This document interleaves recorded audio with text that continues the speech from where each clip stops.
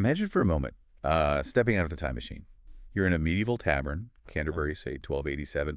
The air's thick, smoke from the hearth, smells of, well, fermenting barley, yeast, maybe damp wool, and just chatter. Lots of voices. It's a powerful image. Right. And today, we think of alcohol as, a pleasure, maybe an indulgence, sometimes a problem. Sure. But for these medieval Europeans, it was totally different. It was, well, essential, wasn't it?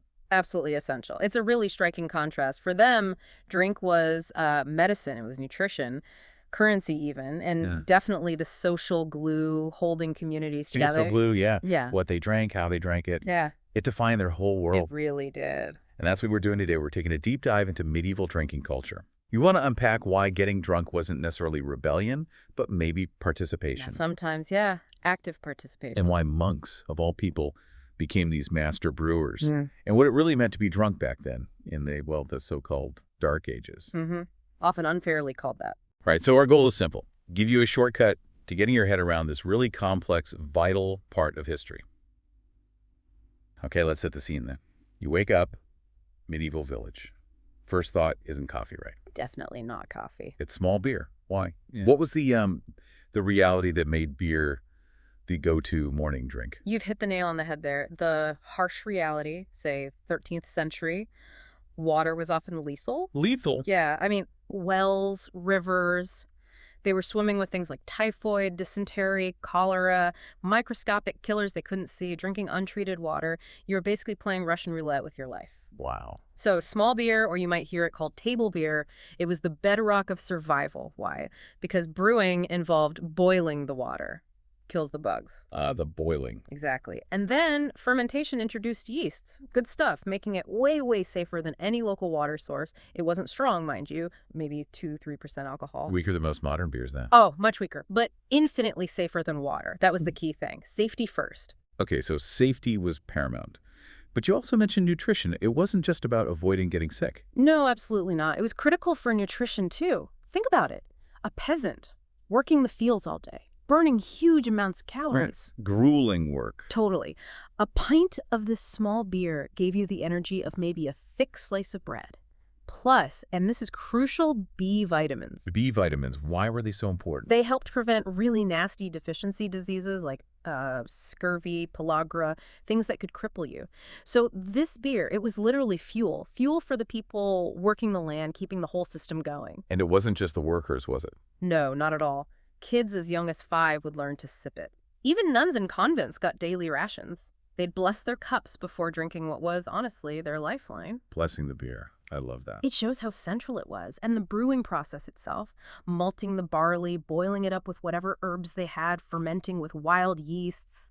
It wasn't just casual. It was like careful cultivation, survival cultivated in a barrel. It really makes you rethink their whole daily rhythm, doesn't it? Yeah. Brewing wasn't just a task. It was life support. Exactly. Define the day, the week, the year for so many households. Okay, so everyone's drinking this stuff for survival.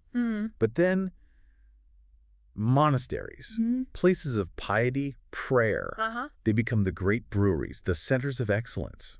How did that happen? Why the monks? Yeah, it seems counterintuitive, right? But monks had a unique combination of things going for them. They had literacy, they could read old texts, record recipes, improve methods. Okay, literacy helped. They had resources. Monasteries often owned large tracts of land, good for growing barley, access to clean water sources perhaps, and, crucially, they had time and discipline. Time and discipline. Like copying manuscripts? Precisely.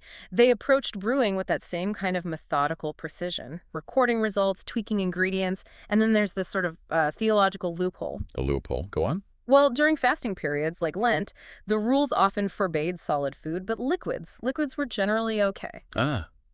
So beer became liquid bread. Panis liquidus. It was nutritious, calorie-rich, sustained the body while the spirit was, appropriately focused on piety.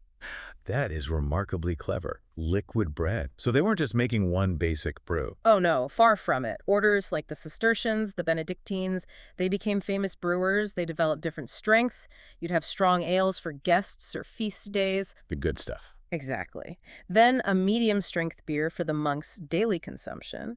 and weaker stuff, probably closer to small beer, for lay workers or pilgrims visiting the monastery. All ring. And they were innovators. They were among the first to really experiment with hops, which started being used more widely around the 13th century as a preservative and flavoring agent. Hops, right. That's a big step towards modern beer. It was huge. And they didn't just use hops, they cultivated specific herbs too. Things like sweet gale, heather, bog myrtle, creating unique flavor profiles.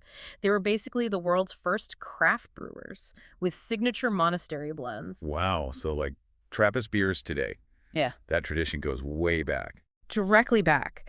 The Abbey of West-Vlaturen in Belgium, for instance, still brews amazing beer, and they trace that tradition right back to these medieval pioneers. It's just, the irony is wonderful.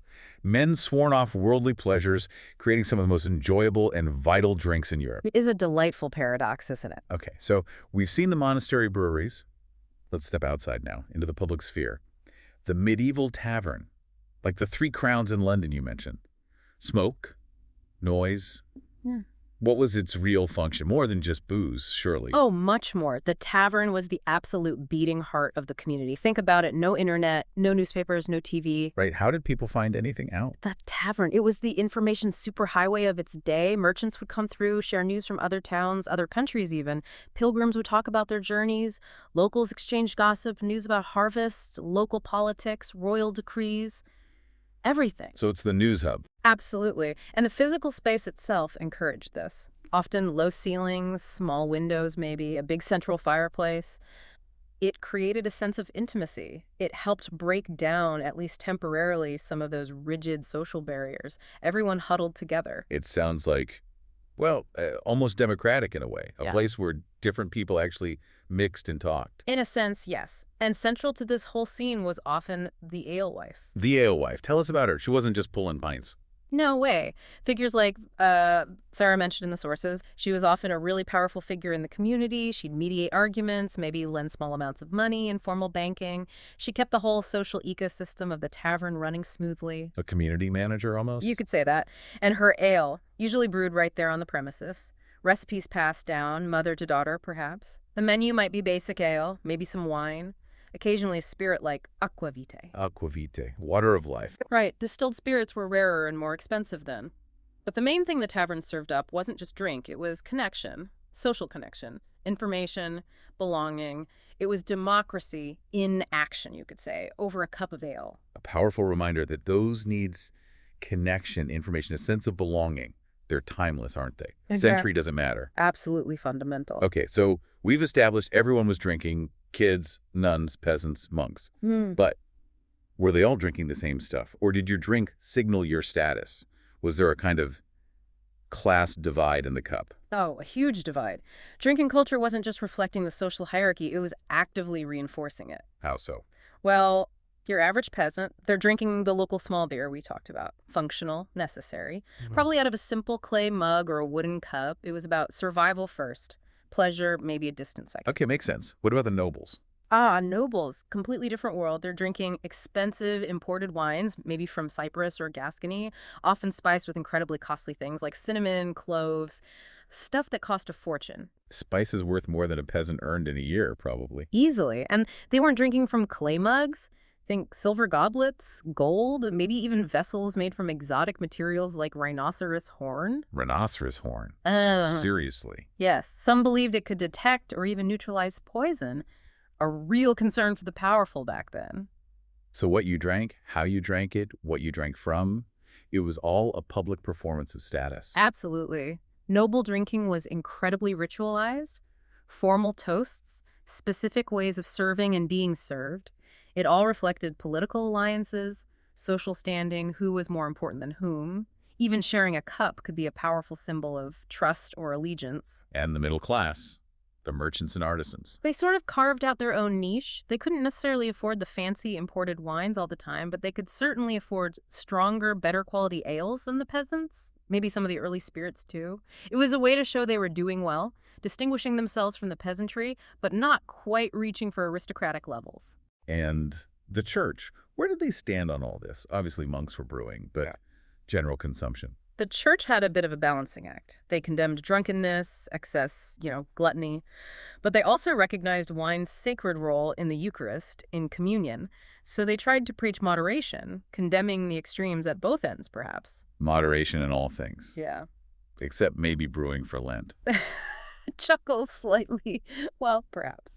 So what about the big events? Feasts, where they like the scenes you see in movies, huge halls, tons of food and drink, Viking-level partying. Feasts, like the ones imagined at, say, Warwick Castle, were definitely grand affairs, part theater, part politics, and, part endurance test. Endurance test. Absolutely. Guests were seated according to strict hierarchy. That was crucial. Formal toasts were essential, reinforcing loyalties, and the hospitality had to be lavish. Servants constantly moving, keeping those cups full of wine and ale. It was a display of the host's wealth and power. And I bet the food helped things along. You bet. Often very heavily salted foods. Why? Makes you thirsty, encourages more drinking. Clever. Or maybe just practical for preservation. Bit of both, probably. And there was entertainment minstrels playing music, jesters telling jokes, maybe acrobats. As the evening wore on and the drink flowed, those strict social lines could start to blur a bit. The great equalizer, alcohol. But with all that drinking, especially competitive nobles and maybe rowdy peasants, it wasn't always peaceful, was it? There must have been a downside. Fights. Danger. Definitely a darker side. This brings up a really important point. What happens when you mix strong drink with competitive spirits and maybe easily bruised honor? Trouble, I imagine. Often, yeah. Drinking games were common. Tests of endurance, who could drink the most. Riddle contests where losing might mean buying the next round or worse. Tests of masculinity, status. Think about characters like Thomas the Miller. From the sources, a tavern challenge could escalate incredibly quickly. From friendly competition to outright brawls, knives might come out. Pottery mugs, heavy wooden stools, used as weapons. The consequences could be anything from a fine imposed by the local court to a simmering feud that lasted generations. Or even death, not just from the wound itself, but from infection afterwards. Medieval medicine couldn't handle serious trauma very well. So it was high-stakes entertainment, building community 1 minute, risking chaos the next. Exactly. A really fascinating kind of precarious balance. Celebration and potential violence, side by side. Now here's something that I found genuinely surprising. We talk about monks brewing, nobles drinking wine, but a huge amount of the actual production, especially of ale, was done by women. Tell us about the brewsters and alewives. Yes, this is a fantastic point and often overlooked. The term brewster specifically meant a female brewer. And for much of the medieval period, brewing, especially at the household and local tavern level, was predominantly a female profession. Really? Why women? Well, it tied into existing domestic skills. If you could bake bread, manage a kitchen fire, understand fermentation for bread, you had the basic knowledge for brewing. It could often be done at home alongside other chores like childcare or cooking. And it required patience, attention to detail qualities, often, rightly or wrongly, associated with women's work at the time. So it wasn't just a side hustle, it was a real avenue for independence. For some women, absolutely. It was one of the few trades where a woman could achieve genuine economic independence and significant social influence in her community. So these alewives, like the Dame Margaret figure, they weren't just quiet figures in the background. Not at all. A successful alewife could be a force to be reckoned with. She set the prices for her ale. She might extend credit again, that informal banking role. She was often a hub of information, hearing all the news and gossip firsthand. A powerful position. Definitely. They might employ other people. They managed what was often demanding, sometimes even dangerous work, dealing with large quantities of boiling liquids, potentially rowdy customers. And while there were often laws protecting their right to brew and sell, they also faced societal prejudices. Prejudices from whom? Sometimes from the church, which could be suspicious of women running public houses. Male brewers' guilds, as they started to form later, also tried to push women out. So successful alewives often had to be quite savvy, positioning themselves as respectable community mothers, maybe sponsoring local events, contributing to charity to maintain their standing. Fascinating. An unexpected glimpse of female enterprise and power in what we usually think of as a very male-dominated world. It really is. Okay, another angle that sounds very strange to us today. Alcohol as medicine. How on earth did that work before we understood germs or biochemistry? It's incredible, isn't it, how deeply intertwined medieval medicine and alcohol were. Without germ theory, without modern pharmacology, alcohol played several key roles. It was definitely used as a painkiller. A painkiller. Yes, its anesthetic properties were known, even if not understood. It was also used as a disinfectant cleaning wounds, cleaning surgical tools, even if they didn't know why it helped prevent infection. And it was a key ingredient in countless medical concoctions. Based on what medical theory? It mainly tied into the theory of the four humors, inherited from the ancient Greeks and Romans. Blood, phlegm, yellow bile, black bile. Health was about keeping these in balance. Illness was an imbalance. Right, I've heard of that. So alcohol was generally considered hot and dry in its properties. Therefore, it was thought to counteract conditions caused by an excess of cold and wet humors. Things like, say, respiratory infections, chills, maybe some forms of arthritis. So doctors were actually prescribing specific drinks for specific problems, like a medieval pharmacy counter. Pretty much. A physician might prescribe a weak wine, maybe mixed with herbs to aid digestion, a stronger wine, perhaps spiced for a chest cold, and then there was aquavitae distilled spirits. Water of life again. Exactly. This was seen as really potent stuff, almost magical, because distillation itself seemed like a mystical process of purification. It was reserved for more serious conditions or as a restorative tonic. And surgery. You mentioned pain management. Yes, they'd certainly give patients alcohol before or during procedures to dull the pain and perhaps make them more cooperative. And again, cleaning wounds with wine or spirits was common practice, which unknowingly provided some antiseptic benefit. Were there specific uses in women's medicine too? Oh, yes. Alcohol-based preparations were used for everything from easing labor pains to supposedly stimulating milk production and treating various female complaints, as they'd call them. Of course, we have to mention the placebo effect must have been huge. Undoubtedly. Believing the treatment would work was half the battle. But we shouldn't dismiss it entirely. The pain relief was real. The antiseptic effect was real, even if accidental. But there were also real dangers, of course. Well, incorrect dosages leading to alcohol poisoning. Addiction wasn't really understood as a concept, but people certainly suffered from chronic overuse. And sometimes the ingredients mixed with the alcohol could be harmful too. It's such a different world. Yeah. A completely different way of understanding the body and healing yet. Surprisingly complex in its own way. Very much so. So with all this brewing, drinking, feasting, fighting, Yeah. society must have tried to regulate it somehow, right? It couldn't have just been a free-for-all. No, definitely not a free-for-all. Governments, from local manors up to royal courts, developed some quite elaborate systems to manage alcohol. Such as? Well, you had officials called ale tasters or ale conners, like the Reginald mentioned. Their job was officially to check the quality and ensure fair pricing of ale sold in taverns. Did it work? Sometimes. Corruption was pretty common. A brewer might slip the taster a bribe for a favorable report, but the idea of quality control was there. Then there was taxation. Taxes. Always taxes. Always. Alcohol was a huge source of revenue for lords and kings. And there were rules, lots of rules. You couldn't, for instance, drink during church services. There were often attempts to stop people drinking above their station, peasants trying to drink expensive wine, for example. And punishments if you broke the rules. Often very public and designed to humiliate. Being put in the stocks, maybe a ducking stool for a disorderly alewife. But it wasn't all punishment. Communities sometimes did try to support people seen as having a drinking problem, recognizing a kind of shared responsibility. An early form of social support, maybe? Interesting. So regulation, taxation, rules, and then as the medieval period starts to wind down, things really change, don't they?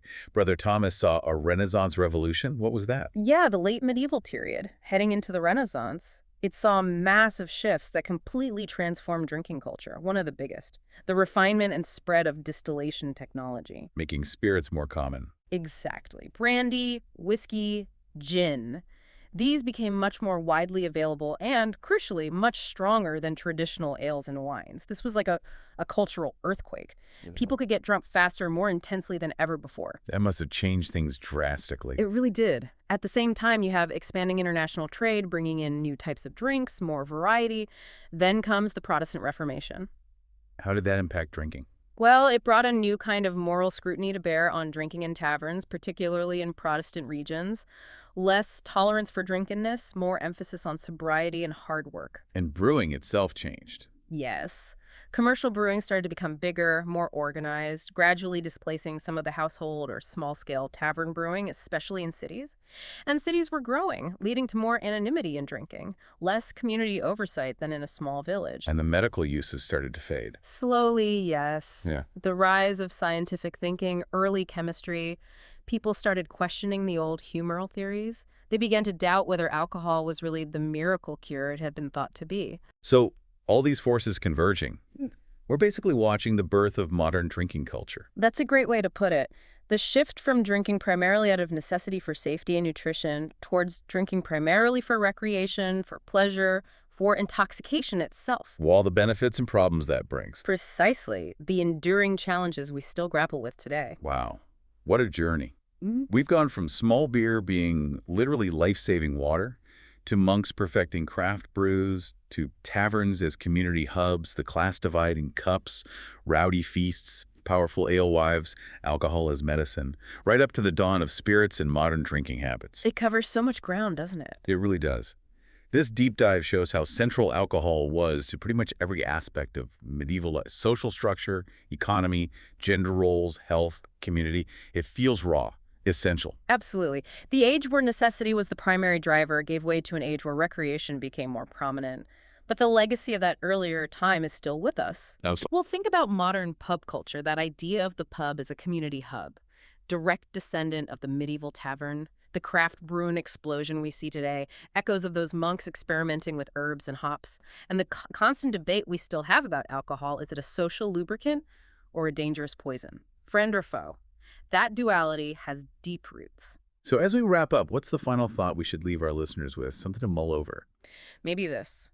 If there's a kind of wisdom we can take from medieval drinking culture, looking at figures like Brother Thomas the Brewer or Dame Margaret the Alewife, it was perhaps about trying to harness alcohol's benefits, social connection, nutrition, even pleasure, while managing its risks, all within a strong community context. Community being key. Very much so. So perhaps the thought is, as you consider your own relationship with alcohol or how society manages it today, think about how we drink together, the rituals, the places, the rules we create around it. They still say an awful lot about who we are, what we value, and that fundamental, ongoing human need for community, for celebration, and yes, for connection. Imagine a world where every step you take, every choice, is kind of dictated by these old laws, customs, beliefs, often designed to limit you. But what if, within all that, you could not just survive, but actually thrive, even, wield real influence? Yeah, it's a fascinating question. So today we're doing a deep dive into the lives of medieval women. And we want to get past the simple ideas, the ladies locked in towers or just, peasant women toiling away. Exactly. Our mission here is to give you a shortcut, really, to understanding the incredible resilience, the ingenuity, and actually the surprising authority these women held, from queens right down to, say, alewives brewing beer. We'll unpack the struggles, Yeah. sure, but also the remarkable opportunities they managed to seize. And we've got a great stack of material for this, haven't we? We do. Our sources paint a really vivid picture. We're looking at chronicles about queens, but also the nitty-gritty daily routines of peasant women and the specialized knowledge of people like midwives and brewers. So it's a broad look at how they actually navigated their world. Okay, get ready for some surprising facts, I think, and maybe a whole new perspective on a time that's often, pretty misunderstood. Definitely. All right, let's dive in. We start big. Picture the great hall of a castle. Stone walls, maybe rushes on the floor, that kind of thing. Yeah. And we're focusing on Queen Isabella. You might imagine her just looking regal, but our sources show her as like an active power player.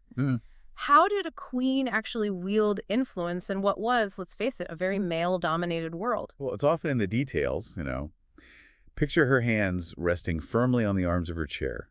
And crucially, her seal matrix, that little stamp that made documents official. It's right there, within reach. Ah, the seal, that's key. Absolutely key. It wasn't just for show. We see her telling scribes, okay, let the charters be brought forward, or dealing with petitioners. Could be a baron, a merchant, even a widow seeking justice. This is actual statecraft. So she's governing. She's governing. Now, technically, the power flows through her husband or maybe her son, but she's the one making real decisions, issuing commands using that seal. So much more than just a decorative figurehead then, and her marriage itself. I'm guessing that was less about love stories and more about political deals. Oh, absolutely. Strategic calculation. Isabella's dowry, for example, might include 3 key cities or claims to disputed lands. That brought tangible assets, land, legitimacy to her husband's kingdom. Huge value. Right. And think about this. When her husband went off on crusade, she just stepped right in as regent for their infant son. Yeah. Seamlessly. Wow. So it was expected. It highlights that medieval queens were often trained for this exact possibility. It wasn't some weird anomaly. It was part of the job description almost. Okay, but her influence wasn't just in the big throne room, right? It went into her private chambers, too. What did the sources tell us about that side? Like managing the money or making sure her daughters got the right education for, dynastic stuff? Yeah, she was definitely an administrator. The sources show her going over account rolls with her steward, keeping track of the money. And her daughters, they're learning Latin from these beautiful illuminated psalters. This wasn't just finishing school. This was serious education for future queens, future negotiators. And Isabella herself, her literacy, it wasn't just a hobby. Not at all. It was a tool for effective rule.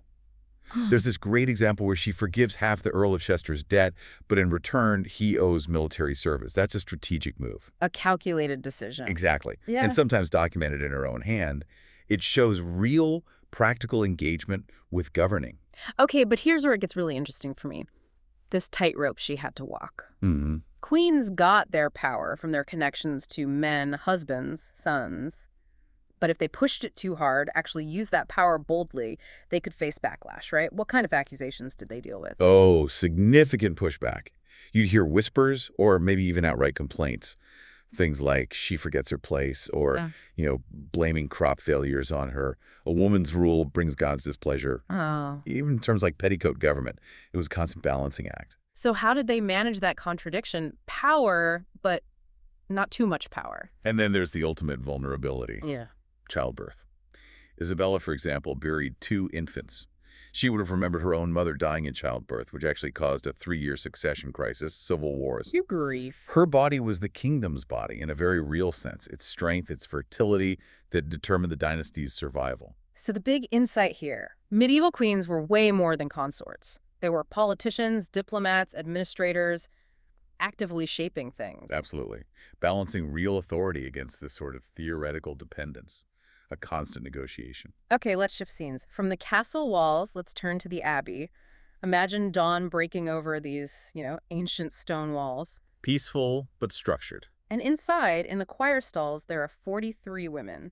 Black habits, chanting psalms at matins. That's one of the earliest prayer services, right? Kicking off the day. Right, often before sunrise. It's a powerful image. And leading them is Mother Cecilia, the abbess. She's 60. Her voice is strong. You can see silver threads under her veil. She just radiates authority. And not just spiritual authority, right? This was real-world power, too. Oh, absolutely. Substantial temporal authority. Her convent, for instance, owned 12 entire manor houses. 12, wow. Yeah. Received tithes like taxes from 6 local parishes, and they operated scriptoriums, places where manuscripts were copied and decorated, often for sale. Big business. So a convent like this, it wasn't just a retreat for prayer. It was an intellectual center, an economic powerhouse run by women. That's pretty rare for the time. Hugely significant. Think about that scriptorium. Yeah. You got Sister Margaret meticulously copying an herbal treatise, getting those Gothic letters just perfect. And Sister Joan next to her, illuminating the margins with expensive lapis lazuli blue, vermilion red, gold leaf. Beautiful work. Beautiful and valuable. It provided this unique space for women's literacy, for intellectual work that just didn't exist elsewhere for most women. And Mother Cecilia's guiding them. A crooked line betrays a crooked thought. That says a lot about standards. It does. Presentation reflected learning, reflected devotion. And, it's important to remember why women entered convents. It wasn't always pure devotion. Right. Other reasons, too. Definitely. For noble families, it could be a way to limit inheritance claims. Fewer daughters marrying means fewer divisions of land. Or sometimes the dowry needed for a suitable marriage was just too high. Ah, okay. So sending a daughter to a prestigious convent, which also required a kind of dowry or payment, could be an alternative. It brought a different kind of future, not biological motherhood, but intellectual and spiritual authority, collective power within the institution. And Mother Cecilia clearly had a head for business, inspecting their herb garden, keys jingling in her belt. That's a classic symbol of authority, isn't it? Control over resources. Absolutely. They traded medicinal stuff like that fever remedy that supposedly cured the Earl of Pembroke's son. That builds reputation, connections. And pragmatic, too. You mentioned her saying increase the price as well as the quantity to fund roof repair. Exactly. Very practical. But this kind of independence, this economic clout, it didn't always sit well with the local male hierarchy, did it? No, I imagine not. Bishops getting involved. Often. The local bishop might resent the abbess having this direct line to Rome, the papal curia, the Pope's administration. He might question her financial management, lobby for stricter enclosure rules, basically trying to limit her power, arguing that managing estates and money was, quote, inappropriate for women. But she could push back. How? She had arguments ready.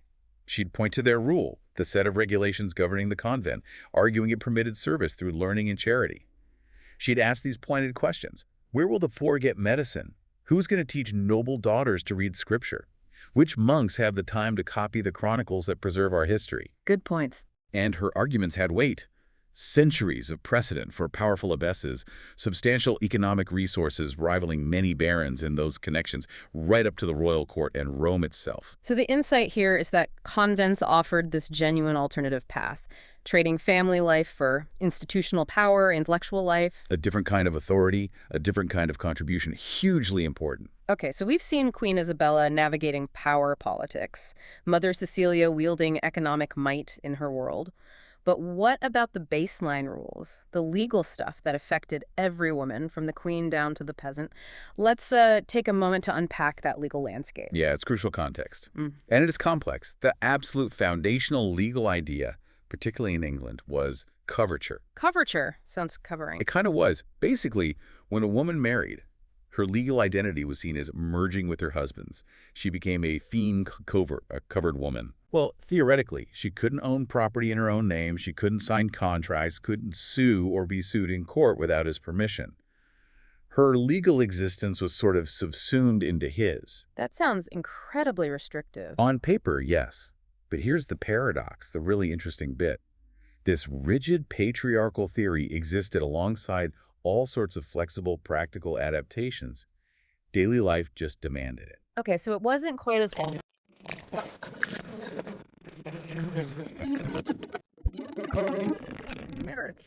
Technically, it became her husband's to manage, but custom often protected it for her use, especially things like clothes and jewels. Right. And even more significantly, there was dower. This was her legal right, upon becoming a widow, to apportion often a third of her husband's lands for the rest of her life. A third for life. That's huge. It gave widows considerable economic independence and decision-making power, a real lever. And different courts offer different possibilities too, right? It wasn't all one system. No, definitely not. You had manorial courts in villages dealing with local stuff, land use disputes, petty debts, minor scuffles, and women absolutely appeared there as plaintiffs and defendants. Okay. Then in towns, you had borough courts.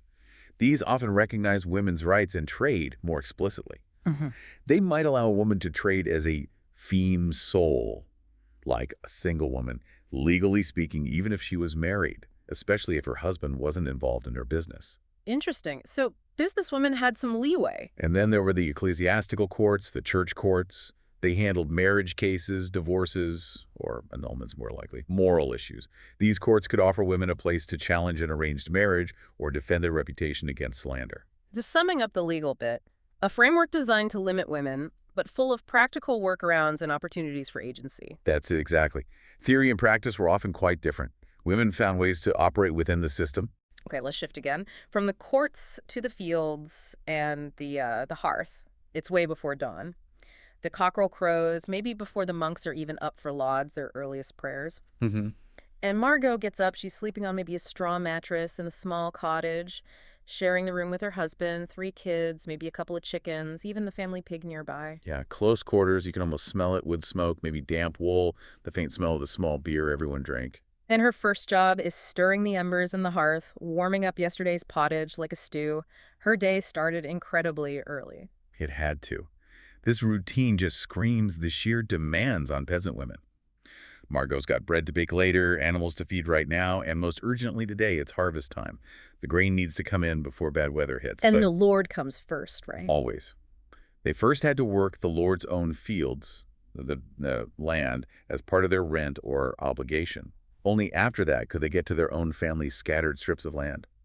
Every single hour of daylight counted for survival. And the work itself. Hard physical labor.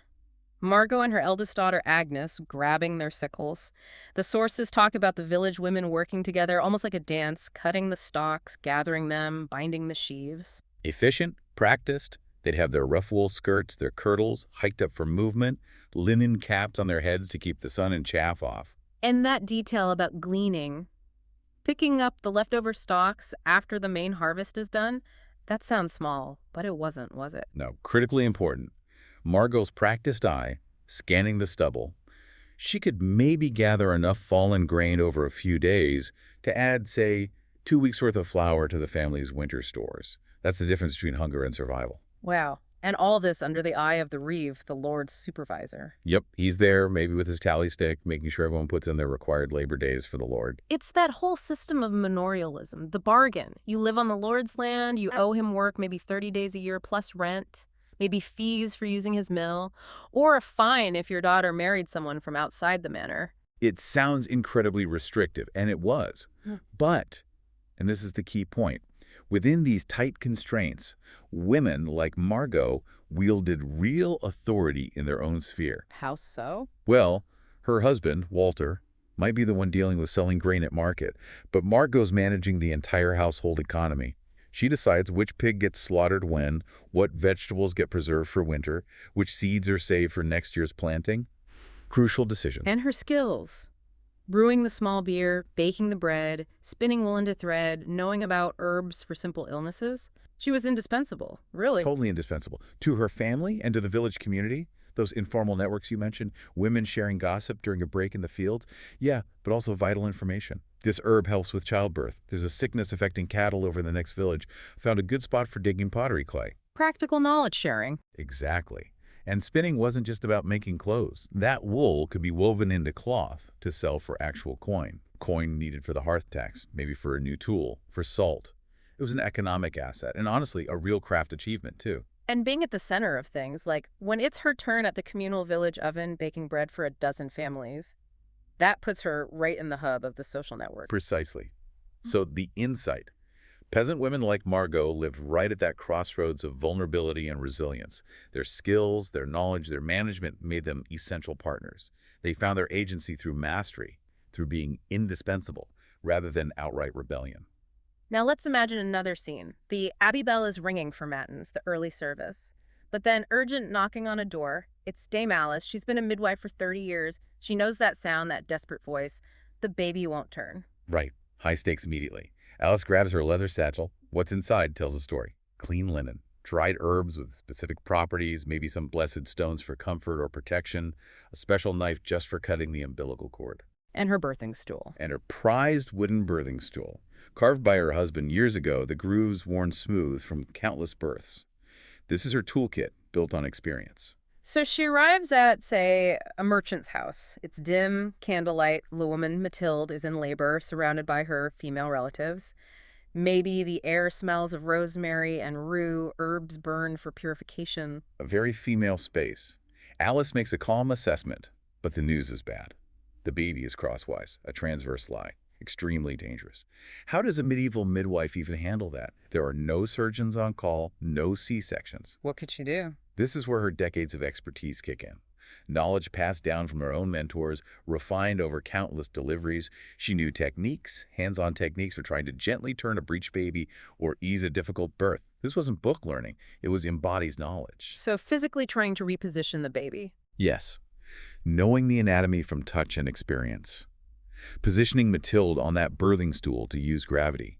Maybe massaging the cervix to help it dilate. Sometimes using herbs like ergot carefully to strengthen contractions, all while keeping Mathilde calm, coaching her. Breathe with the pain. The babe wants to be born. It's psychological support, too. And the other women there, the community, singing birth songs, sharing encouraging stories, offering groaning ale, praying. That communal support was vital. creating a positive, supportive atmosphere, Yeah. and then hopefully success. A healthy baby cries its first breath. A huge relief. Massive. Alice clears the baby's mouth and nose, places it on the mother's breast. But she's not done. She needs to make sure the afterbirth comes away cleanly, examine the mother for tears, check the infant over. Her reputation hangs on this, doesn't it? Completely. A string of successful births builds trust, builds her practice. But one tragedy, one baby lost, one mother dying, that could lead to blame, suspicion, even whispers of witchcraft in some cases, and ruin her livelihood. And payment wasn't always straightforward cash. Often not. Maybe some coin, but also payment in kind. A loaf of bread, a cask of ale, some wool, eggs. It reflected her complex social position.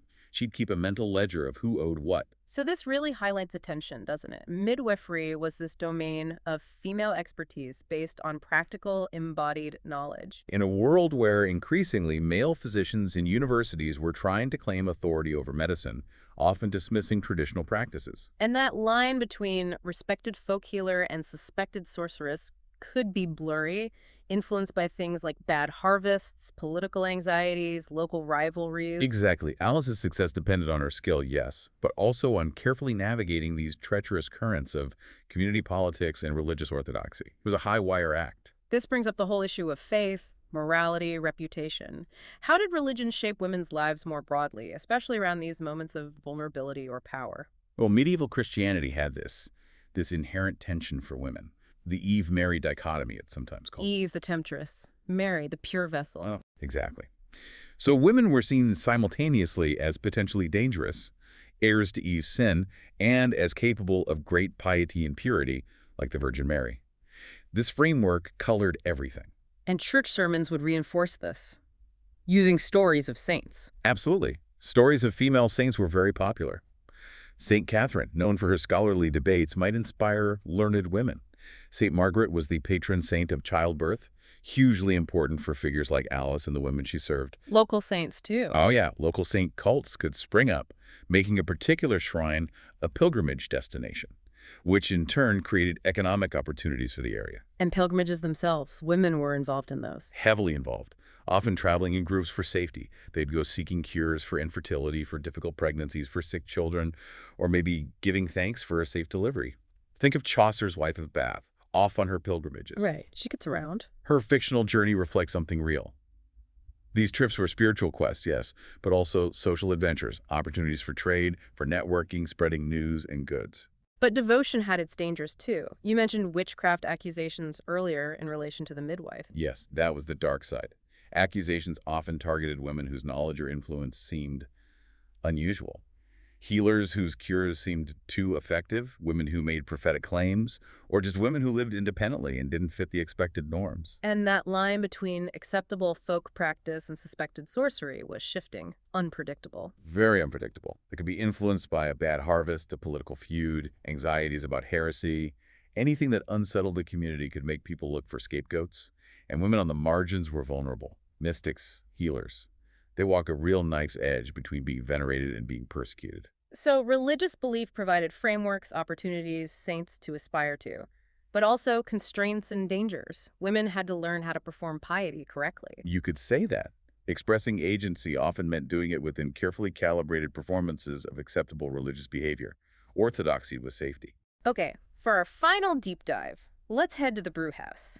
We can almost smell it, that sweet, yeasty scent of grain fermenting. Dame Joan is stirring a mash in a big copper cauldron. And timing matters. October mornings, cool and crisp, are ideal for brewing good ale. Less risk of spoilage. And water quality was a big deal. Huge. Joan would pay extra to get clean water drawn upstream from, say, the tanners or dyers whose work polluted the river.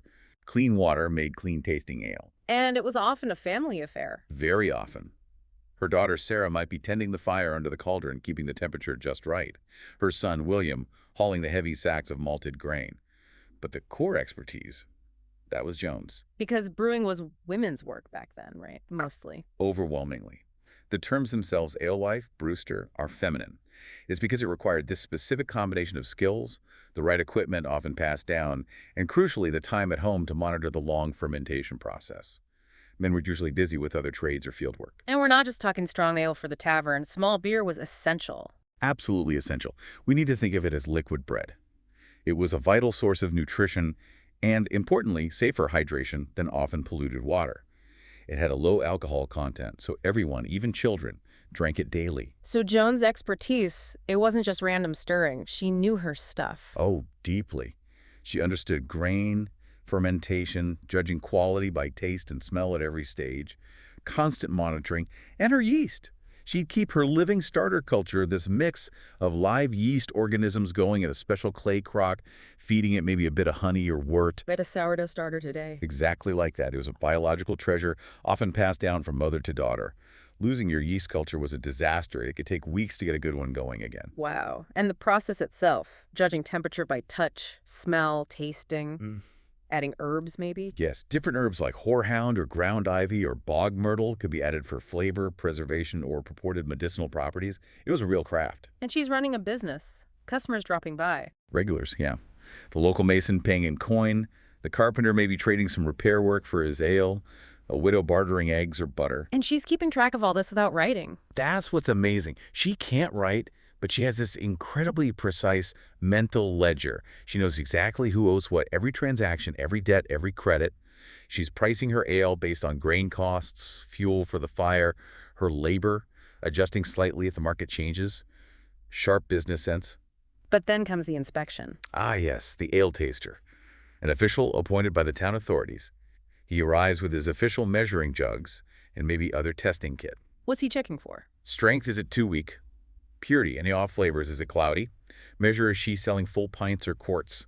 And price, is she charging more than the officially set rate? Nerve-wracking for Joan, I bet. Definitely. Yeah. A bad report could mean hefty fines, losing her license to brew, potentially shutting down her business. The ale taster wielded considerable power. But in our sources, Joan passes. She does.